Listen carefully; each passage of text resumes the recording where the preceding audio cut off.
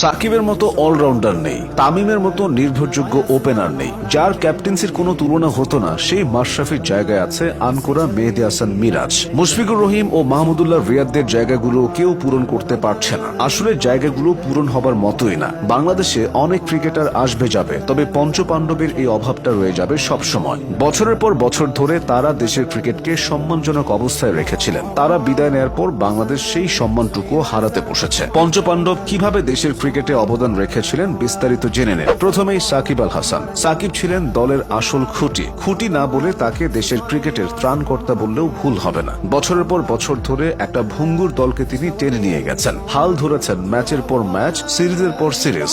একজন অলরাউন্ডার হলেও সাকিবকে আলাদা আলাদা ভাবে দেশের সেরা বোলার ও সেরা ব্যাটার হিসেবে বিবেচনা করা হয়। এতেই পরিষ্কার লাল সবুজের ক্রিকেটে তার প্রভাব ঠিক কতখানি ছিল। প্রতিপক্ষ যত কঠিনই হোক, সাকিব ব্যাটে বলে পারফর্ম করতেন। কখনো চমকপ্রদ সিদ্ধান্ত ম্যাচের গতিপথ পাল্টে দিতেন। তার মতো ক্ষুরোধারক ক্রিকেট মস্তিষ্ক বাংলাদেশে নেই বললেই চলে। এমনি তো আর সাকিব বিশ্বসেরা অলরাউন্ডার হন।